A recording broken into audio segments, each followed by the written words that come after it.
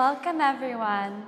Thank you for joining us for Who Needs a Monument, the introductory program of At Memory's Edge, a programming series and exhibition around contested monuments, which will open in early 2022 here at Fundación Pablo Achugari. My name is Luna Goldberg. I'm the curator for At Memory's Edge, and I'll be moderating today's panel discussion.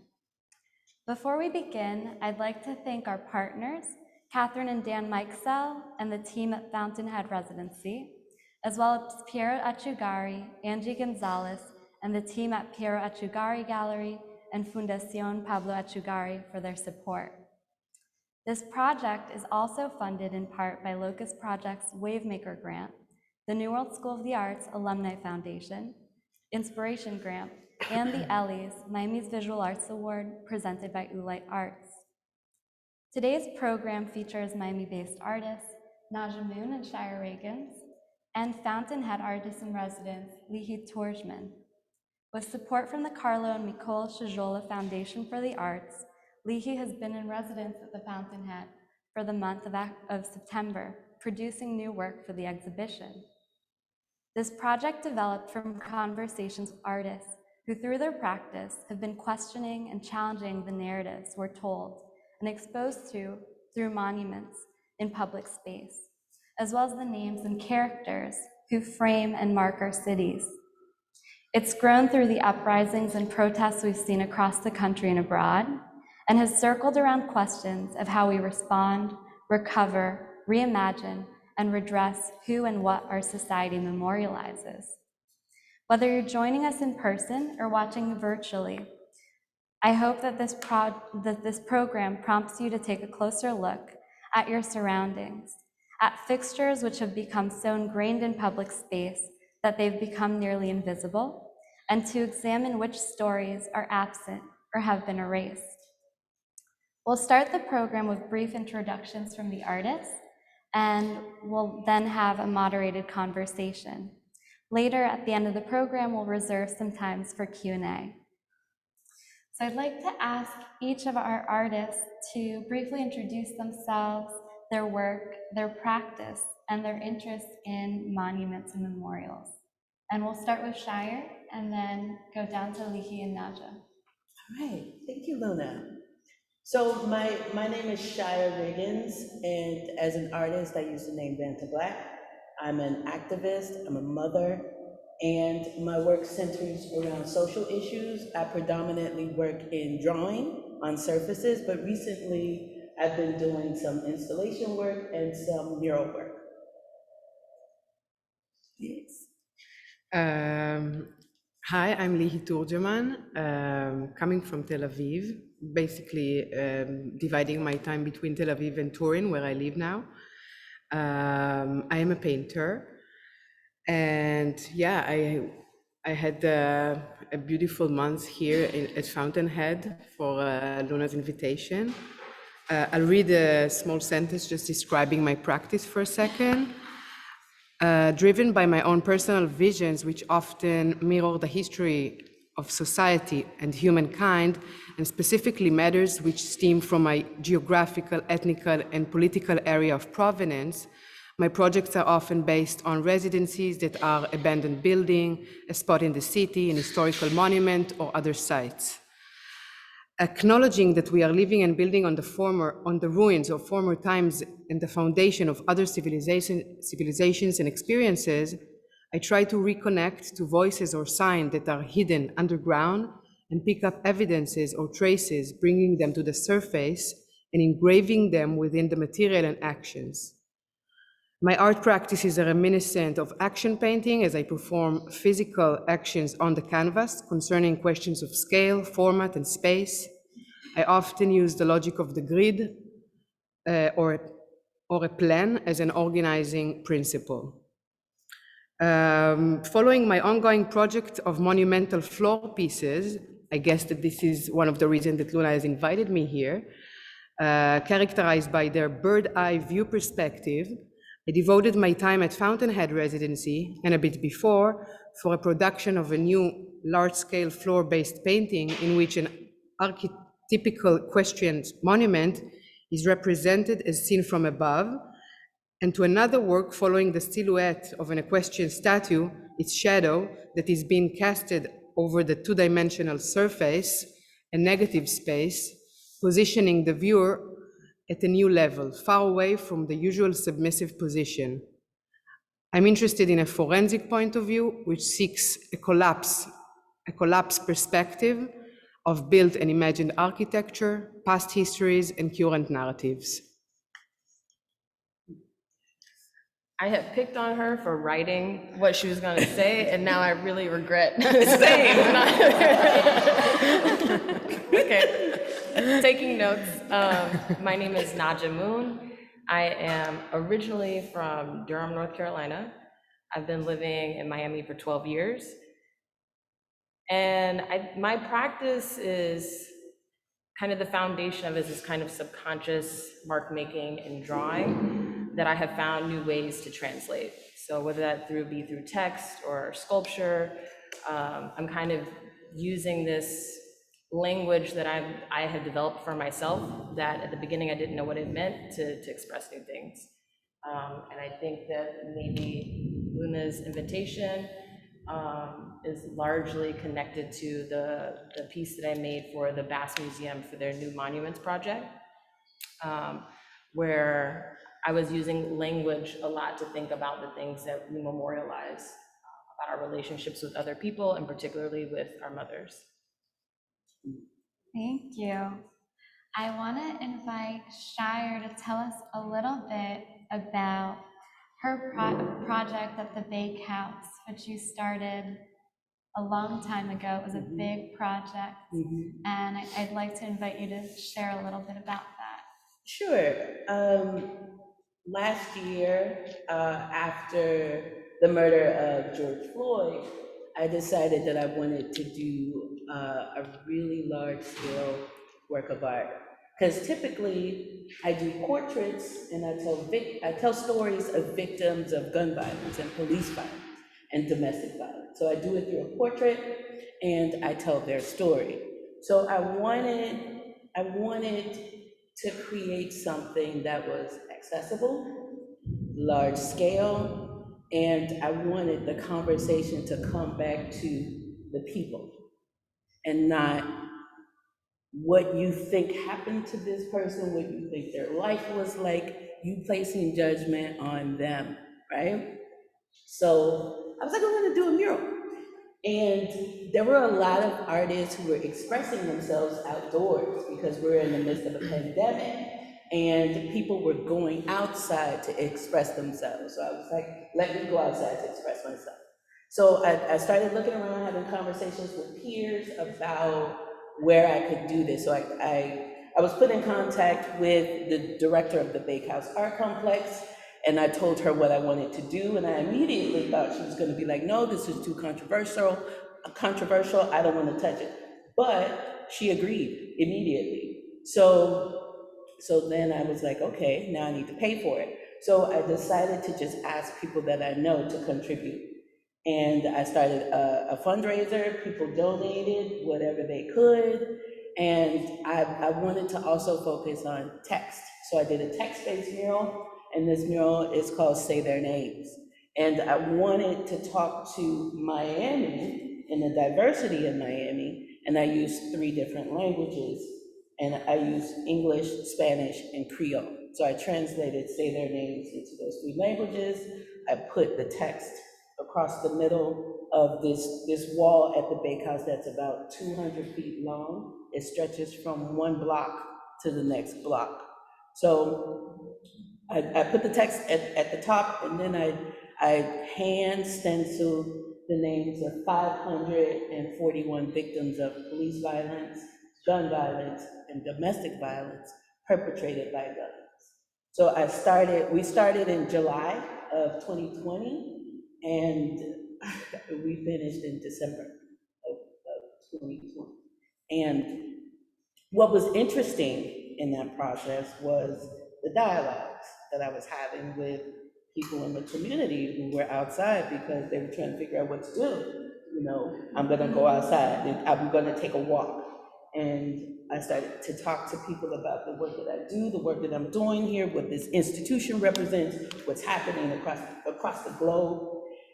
And so people started to add names, because initially I had maybe about 250 names, and people started to add names and tell me stories of their lives. So there are names from all over the country.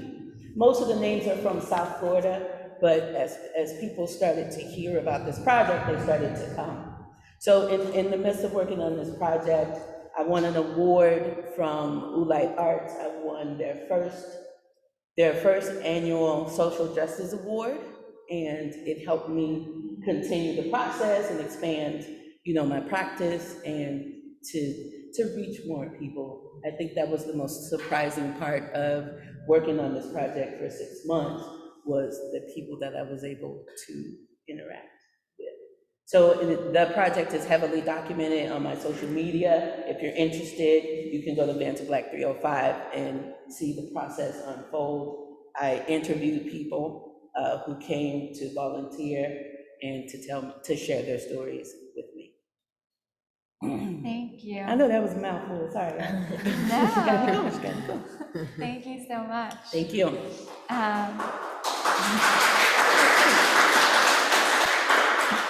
And I encourage all of you, if you haven't seen this project, please do. It's not too far from here. It's definitely worth a visit.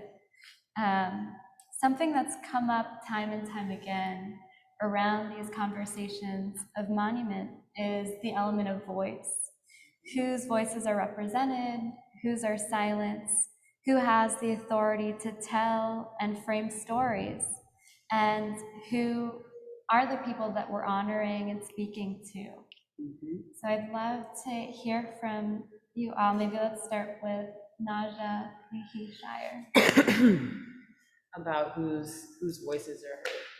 Whose voices are heard, whose stories need a platform.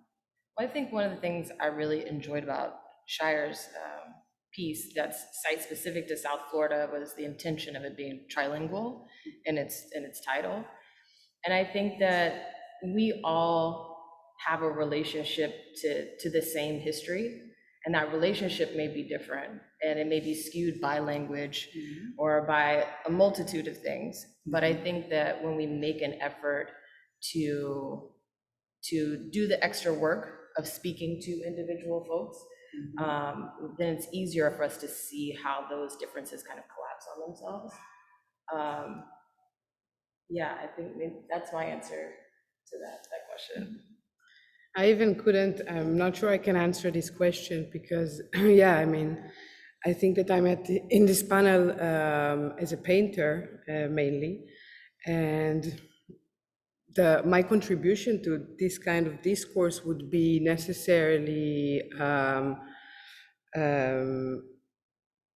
kind of being busy with this tension between formation and destruction, between representation to action. When I'm saying action, I mean that I kind of borrow my own body and physical movement while creating those paintings or or projects. Not necessarily thought about, the political implications of what you're like now trying to. Yeah, so I would pass the. I think when we talk about whose voices are important, who are we speaking to? When the monument is created, it has a specific purpose. There's a specific audience. You're talking about specific people, and in the process of me working on the Say Their Names mural, a lot of the feedback was, thank you for honoring these people who are oftentimes ignored. And it got me thinking about, because people started to compare this work to monuments in DC, like the war monuments, right? So people were comparing my work to that. And I was like, okay, we have a lot of war monuments because those victims, those voices are important. But then you have a community saying these voices are important also. So I think anytime an artist decides to create a monument, you need to move with that type of intention. Who am I talking to? Who am I talking about? And what is the overall message? Because we can shift what that means. We can choose which voices we want to acknowledge. We can serve the underserved. And another part of the dialogue I was having was, gun violence affects everyone across the nation. Why is there not a memorial in DC where the lawmakers are so they can see, here's what's happening, every day in America? Why isn't there a memorial? Because those voices, those families, this happening in the United States is important. So I think this dialogue is important. That's why everything that I do as an artist, I think about who am I talking to and who am I talking about? Yeah. If I can add for a second, like just, I do find, it's a kind of a big conflict because obviously the removal of those statues would be almost a very natural necessity as a part of a healing process of us as human or as a society. But then again, are we really achieving the goal, the mission? Because I do think that those statues are containers of our own reflections and memories, and we are almost there. Those monuments are accumulating our own projections. And by doing that, a removal, would it help? Would that close kind of a circle? Are we searching? I'm quoting something from home. Can we search something in space, something that we lost in time? Can we find it in space? Do we? Should we? It's huge, no? It's I huge. agree. It's I huge. agree. When all of these monuments were being torn down, I was excited because I was like, tear that shit down, knock them down. Like, think about the scale of these monuments, the people being honored, tear it down because just the performance, everything involved, people coming together to rip it down is great and dump it in the river. But so I was talking to another artist and he was saying, no, we shouldn't dump them in the river. We should put them in a museum so people can see this is what happened here. Here are the people who were honored. Here's what happened to these monuments. And we don't want to erase that part of history. So I kind of, I understand that also. It's a valid, discussion to have. And also it's okay.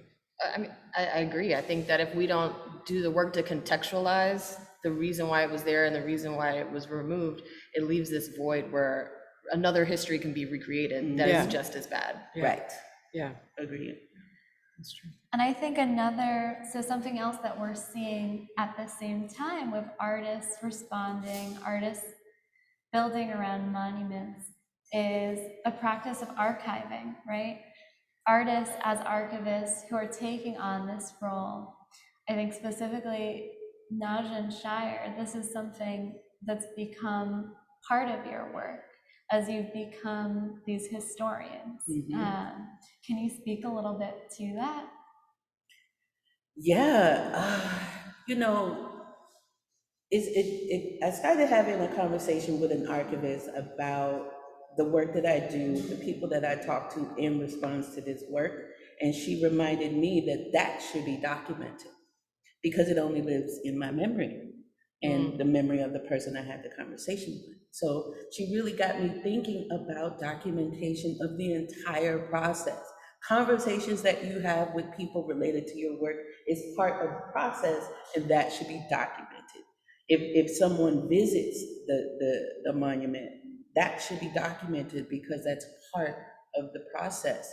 And I've really started to reevaluate how I create with documentation and archiving in mind. And particularly with monuments, if this is an object or an experience that is supposed to serve the public, how are you actually serving the public if you don't include them in the process? So, like with your mama's voice in the back of your head, the piece that I made, I interviewed like 50 people and just said, tell me about your mom. And from those conversations, I developed a script that is now what you hear performed in the sculpture. But I could have just picked a bunch of things that my mom said to me, and it would have, some people would have related to it, but it would have been, I think, disingenuous as a monument that's supposed to be for the public. Absolutely. And I think that speaks a lot to the role of the public in public space, right? How do we engage with these sites, especially when they're meant and to be traveled around? But I think there's also something around how viewers participate with monuments, whether the existing ones or in rethinking them. How have you used your work to prompt these interactions? I think when you create, like I said before, you have to think about who you're creating for and who is going to engage with this work. Because I invite people to engage with the work because that informs the work that I'm going to create. So in spaces where I have an installation, I think about who can access this work, where it is. Is it going to be accessible to the people whose stories I'm telling? And I need to keep that in mind when I create. If I'm telling the story of a specific community, the work needs to exist in that community, and people need to feel comfortable coming there and viewing the work. And that's what I keep in mind, when I choose a space and how the work exists in the space. Did I answer your question? Yes, Sorry, okay. absolutely. So something that's interesting to me in all of your practices is this move away from traditional forms of memorialization and even the materiality of monuments. Historically, so many monuments and memorials, they were made out of marble or bronze or granite, these things that are so heavy and permanent, right?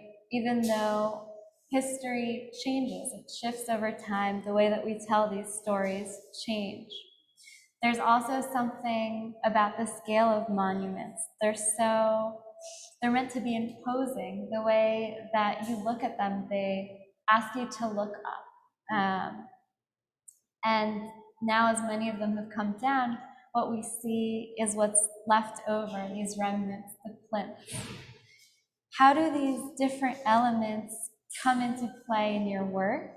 And are these elements that you engage with or push back against? Let's maybe start with Lihi and then Najja and Chire. I'm kind of losing myself in the question because it's a complex question, but let's say that as I said in the introduction, I am creating, floor painting demands something very different than a painting that you hang on a wall. You don't have this critical physical gaze active. You have something else that is active, a physical body of I am thinking more about the viewer as a private body in the world, rather than his context, where he comes from, his religion, his specificity. I don't have that in mind, at all, almost. Maybe I'm exaggerating here, but let's put myself for a moment in a more abstract zone, because I feel that is that is more honest to my process, to my practice. And I do feel that by flattening and collapsing the kind of a monument that is being represented on my canvas, I give the viewer a power over, I change the perspective completely. You don't have this, I'm looking from bottom up. You are looking down, you are bending over, you are around something. Maybe you have a kind of a chance or an opportunity to have to just have a single moment that is showing you the thing that is being represented in a different way, in a different and that I hope, I guess that I'm speaking in the air because the works are not here, but obviously when you will have a chance to walk around one of those floor paintings, for example, I did three works that were very connected to specific sites in the world. One of them was the Dome of the Rock in Jerusalem. After searching for a kind of a center point in the Israeli-Palestinian public sphere, I understood that what I wanna put in the middle of this center of gravity show. And by flattening the image, I was using images of aerial views, bird eye, drones, new technologies that are allowing us to see those monuments from above. And just by by creating this really collapsed image, almost like, I'm going to use this word, like pancaking a very volumed structure, you get a moment of a spiritual, intimate situation with something. I think that it might open something in our perspective while yeah. Hope I, anyhow, connected to the question. Yeah. I mean, I'll say yesterday we had like a little impromptu studio visit. Sure. And seeing her work, I think this kind of collapsing that you're talking about makes it possible for you to project your own narrative on who this figure is or what this architectural place allowed itself to inhabit. Yeah. That doesn't have the same context as, what you get when you look up at something. Yeah. And you're like, oh, I should revere this thing, or they must have done something great. Instead, you're like completely objective when reviewing this slice of architecture. Sure. That it's a completely different experience. Sure. Yeah, I think materials play an important part in the viewer's response and the artist's intention. If I use granite and marble and things like that, those are not typically accessible materials, and not everybody can manipulate that type of material. So I wouldn't want to work with that material because I want to physically manipulate it, and I want the people that view this to connect with this material. I use very simple material. For my mural, I use paint. And anyone that came up to the mural could recognize, this is paint. I could do something like this. And people wanted to participate in the making of this work of art because there wasn't a disconnect between these materials and you.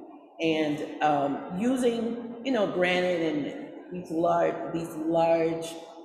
just larger than life pieces, there's an intention there.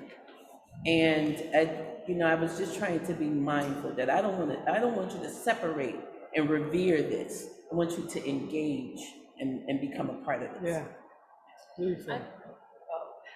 I think too, that in thinking about a monument and this kind of object or container of memory, I was like, where do memories live for real? And I was like, they're in your mind. Even if that place isn't there anymore, or that thing, you still remember, the conversations that you had, or the importance of oral history as a monument, and thinking about how recipes survive just because grandma told mom told me. And so I think that, to me, language is is just like marble, or bronze, where it doesn't disintegrate, Yeah. So, okay, for Chire, I think of whenever I drive by your monument, I think of the performance that you had when it was completed. And that, to me, don't get me crying out here, man. And if you start, I'm gonna start. So that's just cute. That, to me, is such a big part of what the future of monuments can be.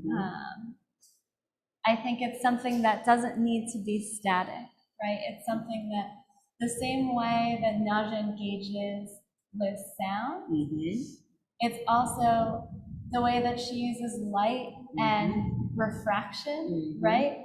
It's something that's reacting to you, and that you get to react to as well.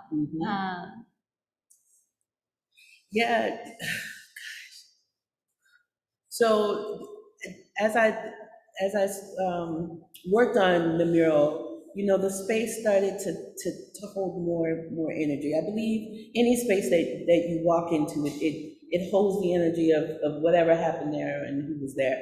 So as we progressed down the wall, it got heavier and heavier. And so I knew I wanted my friend Lonnie, my best friend Lonnie, who is a performance artist. I knew I wanted her to activate that space when we unveiled it to the public, because I wanted people to actually feel what was happening there. And performance art is so important because to be there, to witness that, you remember that. I remember our interactions at that performance and my interactions with other people there, even though it's ephemeral, it's gone now, it's documented, but everyone that was in that space, we were outdoors, everyone that was there remembers what it felt like to witness this performance in the reading of these names, and we can't duplicate that. It was just in that moment.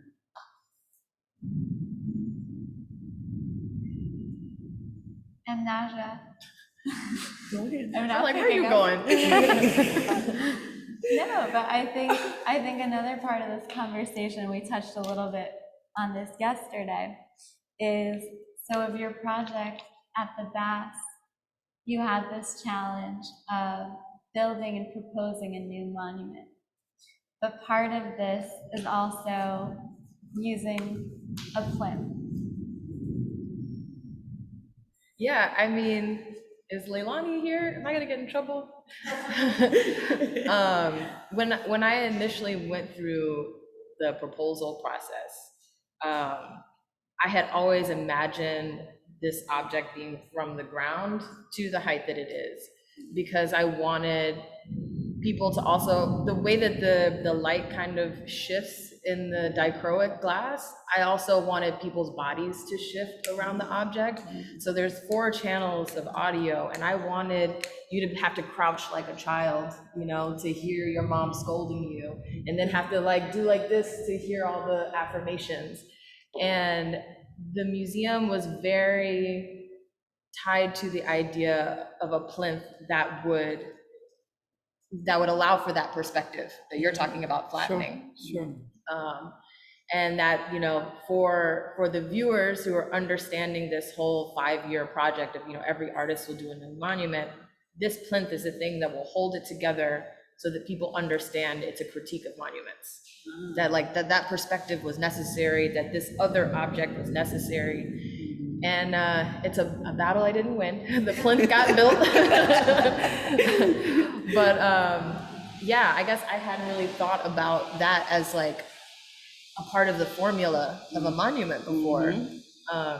But it's a part of it. It's also, it reminds me this, I don't remember the name of the artist, but one of those statues that that's been removed, and then you have at the moment you just have the pedestal staying there as almost like a stage of performance.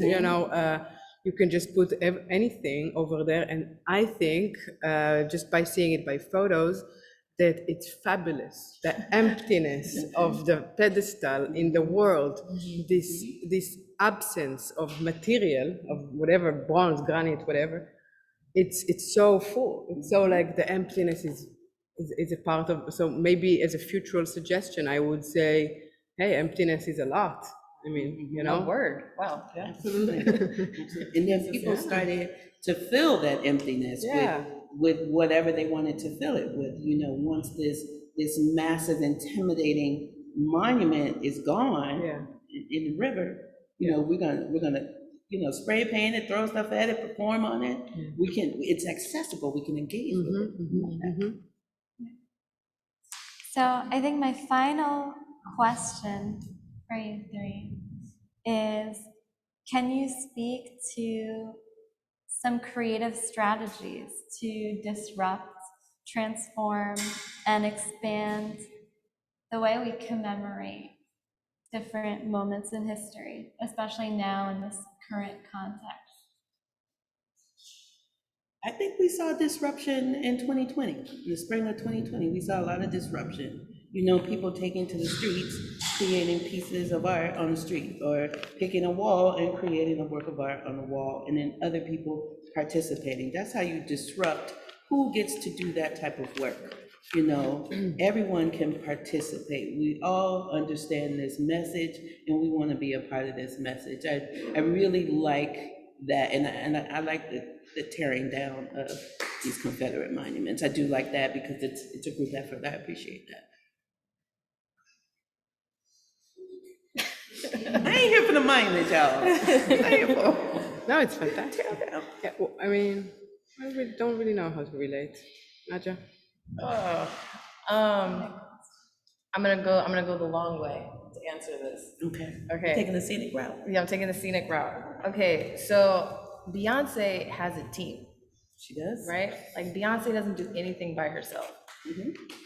She's got somebody that does the choreography, that's producing the music, that's like designing everything she's wearing. And so I think the idea of memorializing, idolizing individual figures is so absurd because nobody accomplishes anything by themselves.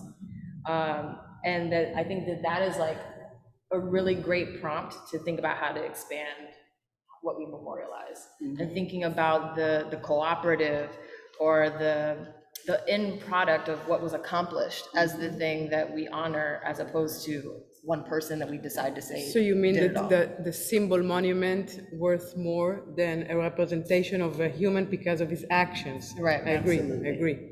Absolutely. Yeah. And then, you know, what I've been watching closely over the past few months is this conflict between the community in Surfside versus, you know, the people who are making decisions there on whether or not there should be a permanent memorial there. And I'm on the side of there should be a permanent memorial there. That is sacred ground, like they said, what happened there. There's nothing like that that's happened here before. But that is valuable land. This sacred land is valuable. So who's going to win this battle?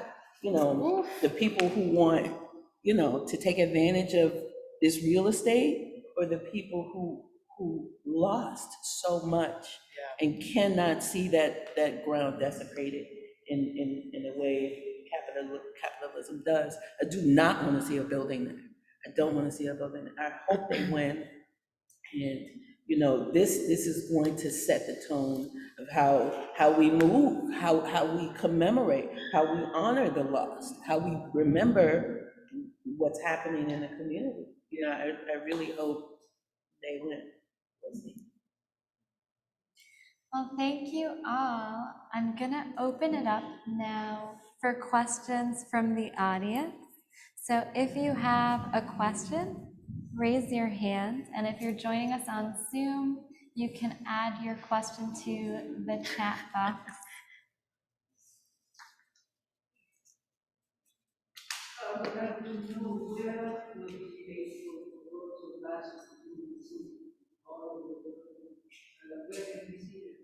So the question is, where can we see all of these artists' works?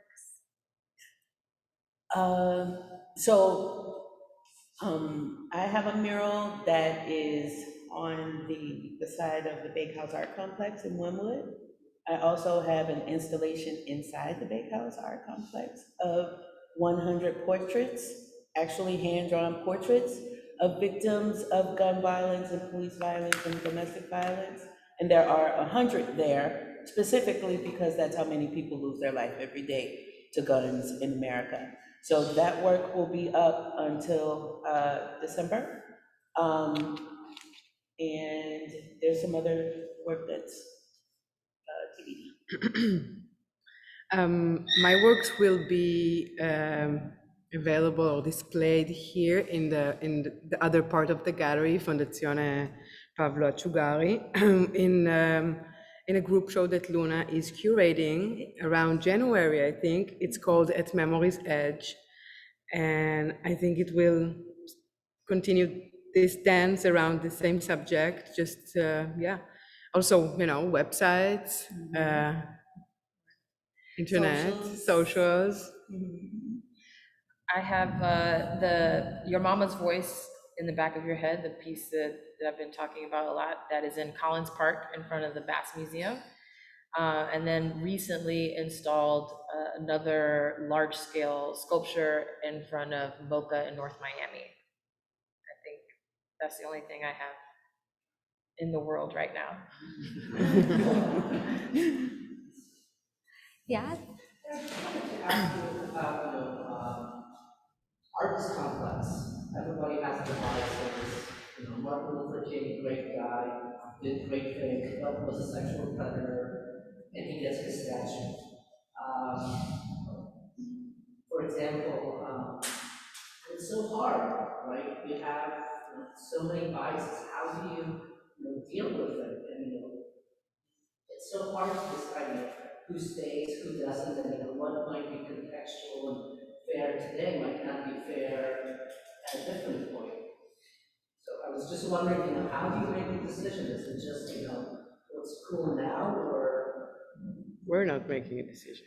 And so, sorry for the difficult question. I mean, I'm surprised you said it with such ease. I think I move with intent. I think all three of us move with intent.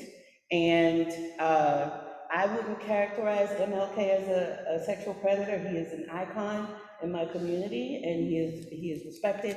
And I think that you are welcome to your opinion, but I'm going to defend him because that's what I do to icons in my community. And I also defend the work that I create. So I create with intention. But if there is criticism, if people want to ask me why did I put this name here, I'm open to explaining why I put that name there. George Floyd's name is on the mural at the Bakehouse, and I'm sure that there are people who are conflicted about that, and we can have that conversation, but his name is going to stay there. So I think as an artist, when you engage with work that people are going to have opinions about, you need to be welcome to have the dialogue about it, even if it's uncomfortable or ridiculous. Yeah, I think over time, recontextualizing something means being open to new information, to researching it, dissecting it, sharing it, and that I think the word, the idea of things happening at the spur of the moment is an accurate reflection of the growth that we're making communally, and the knowledge that we're gaining, the conversations that we're having, and the way we're sharing that with one another. I think it's taken a lot of time, and that context is growing and will continue to grow as time moves on. Nothing is static in that way. Rosa? I wanted to add that, all these monuments that we've seen in the United States being torn up, it's really about, people are thinking about the real history of the United States in its totality, not only part of the history. It is the people in power who decide and who spend the money to put up the monuments like the Confederate that you guys were talking about, the monuments to Columbus, discovering America. So I think that really at the heart of conversation for me is, it's really about history, inclusive history, and how do we, as a whole people, we sure tell real stories that include everything, not just one part of the story. And artists, we decide what we're going to do, and we have a view of the world, and we express that in whatever ways we decide to do it. Great. Rosie? I just want to comment about the sentence that says, whose voices are we listening to and whose voices are we ignoring. Historically in the US, many of the voices and many of the matters have been ignored. And so what I love about this panel this afternoon is we have somebody from Tel Aviv telling her individual story. We know how convicted the stories are coming from Tel Aviv as an American citizen watching it here, and similar. So I think that the challenge becomes, as we are all now woke, everybody's woke, and we're all now looking at critical race theory as if it didn't exist 50 years ago. Talk about And it. we're looking at Black Lives Matter as not as an incident, but as a movement that has been global, with global impact. The conversation has to change. Absolutely. Because the discomfort that I feel with a question like that is valid, but I have to be adult enough to contain my visceral reaction and be able to hear what you said as a panel as to how you respond to monument. So I want to congratulate the gallery because this is not an easy conversation. I want to congratulate the space. This is a white space, having a very difficult multicultural conversation. And I also want to say that in order for us to get to some point of harmony, the rigor of the conversation has to happen. You know, I never saw you doing a monument. But you know, the bakehouse is a place that I have a great intimacy with. I passed it over and over, and you would see children looking at the names, people passing and looking at it. So the question, whose voices are we listening to, or whose voices have we ignored, is going to continue as you guys, as artists do provocative work. Thank you. Thank you. Yes. I would say too, something like the word harmony that you just said is really interesting to me because I don't know if I think that that's possible. To me, I think that truth is the goal, and that's very difficult also. But the truth will piss some people off. Absolutely. You know, and so I think that a commitment to honesty means, you know, sacrificing that harmony sometimes. And that, you know, monuments as this object that is supposed to portray a truth, that context around them should continue to grow, even if it's going to make some people angry. Agreed. My thoughts about it. Agreed. Yeah. I had a question kind of on the context of monuments. Like, as monuments were starting to come down in 2020, I was kind of like on Chire side where it's like, turn that shit down. Like, yes. That was like the initial reaction. I was like, this is so great, but it's hard to, if you do tear it down and like it kind of disappear, then it's like, how do we know that this happened and not repeat it in the future? So my thought was, if you all had some thoughts about how to approach that, like, is there a way to like leave a monument up like maybe defamed as it was like in 2020, and like in that way providing some context, and then some more like display on like what happened here, like why is this defamed, like what's the history behind it, so like providing that context. Or should we like look at museums? Like, I just wanted to hear your thoughts about how we can not repeat the past and like have that context. I would just, I mean, I was looking at her. I don't, not an answer, far from that. But while you were speaking, I was thinking about processes of forgiveness, you know, reconciliation, forgiveness within, and dealing problems, like concrete problems in society, way more, crucial in, not that I'm like, yes or no, remove or not, yeah? It's really an open situation here. And, you know, you can learn, I also think that there is differences between, let's say, how Europe is dealing with all their colonialists. Why? Because I think that Europe, with its very far away past, already buried this history in a way, and maybe looking a little bit more forward, looking a little bit more future. Not that, it's just like because the time has passed. If you see Israel or Middle East, what are they doing to their monuments? Israel doesn't have, in my opinion, I've never checked, but I don't think we have any one equestrian statue, for example, or a monument that some faces, yeah, here and there, and probably problematic for sure. But the discourse hasn't been pointed towards a material, a statue, a form. You know, the discourse is going to, I mean, okay, how do we deal now? How do, I mean, you know, how do we solve our problems? How do we, I hope that we can ask also those questions, not only the formal aesthetic, what do we see in front of our face all the time? Yeah. Hope. That's What a are you really saying? good question. I'm conflicted. You know, I think the performative removal of statues is important for the people participating. I think having the discourse about why this person has a statue, can we really talk about the life that they live versus the life that you were taught about this person? That part of the conversation is really, really important.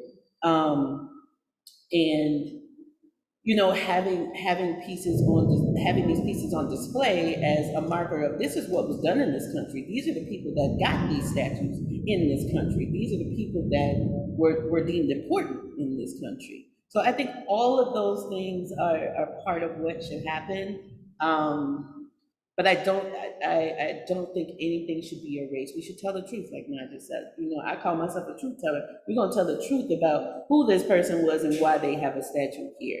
Even though this person may love this person and this person may feel like they were very problematic. You know, we need to talk about all that.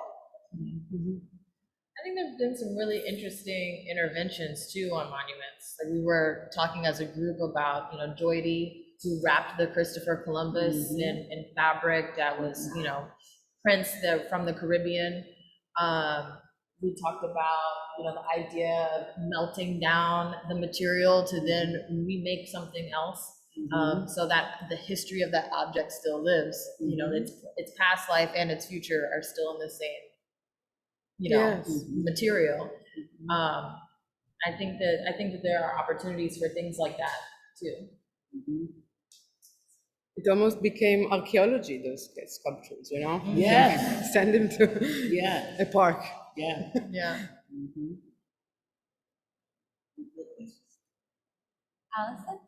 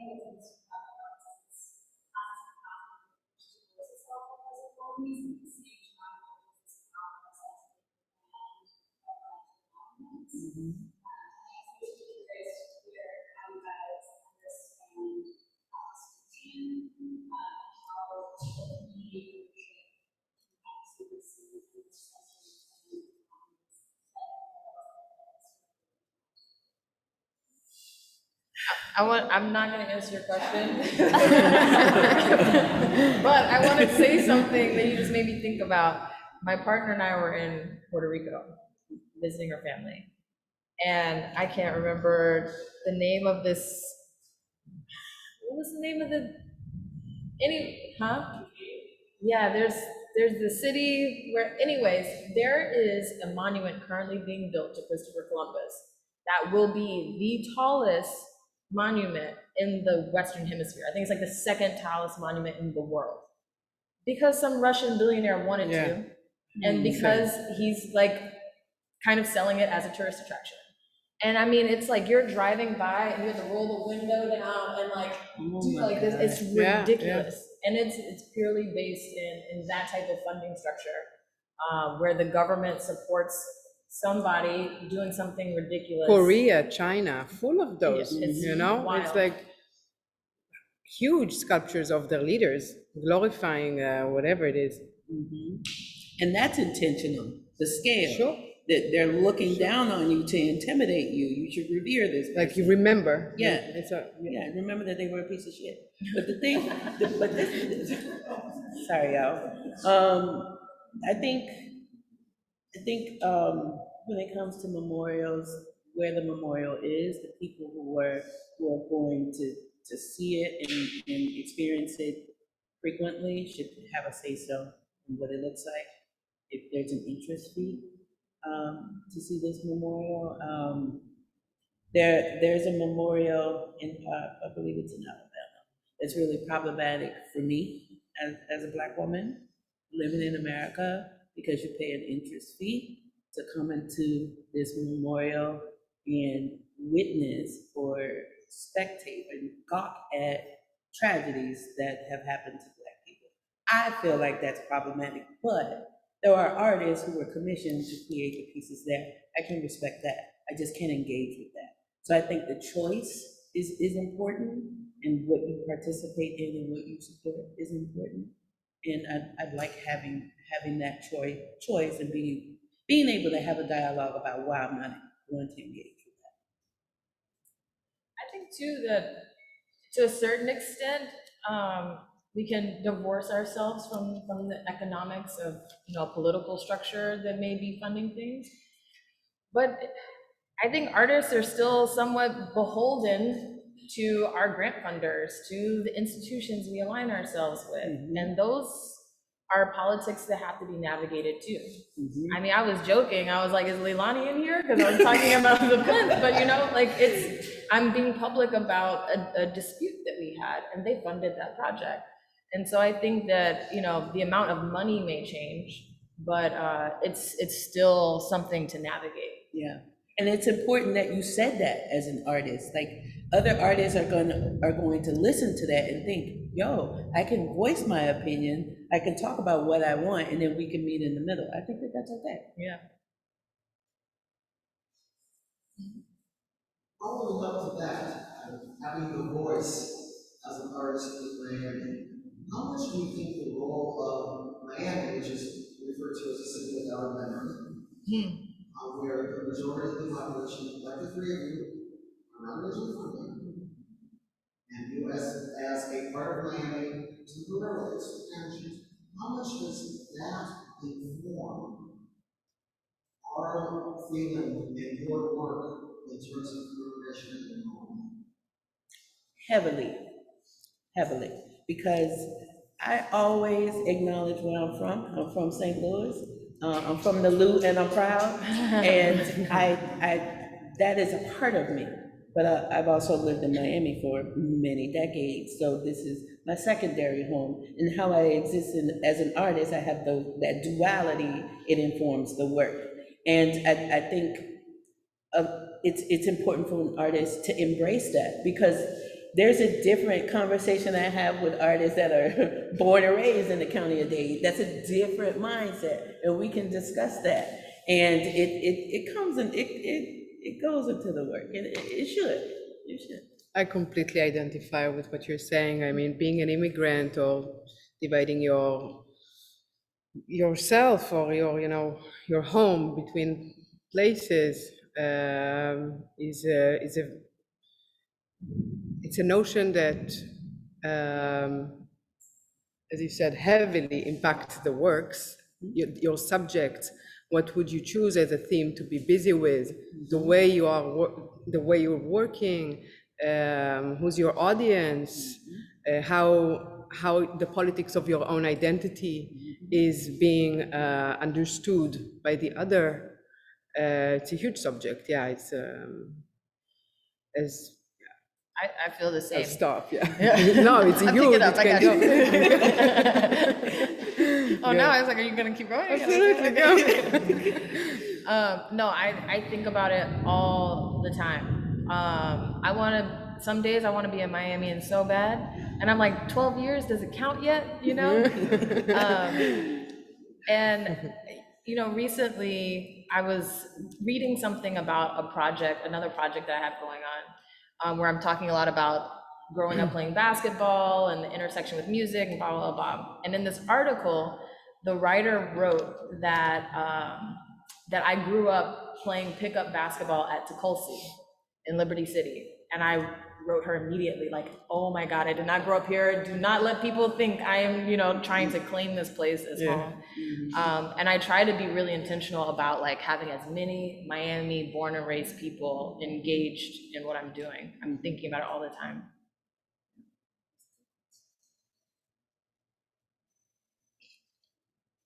Thank you, everyone.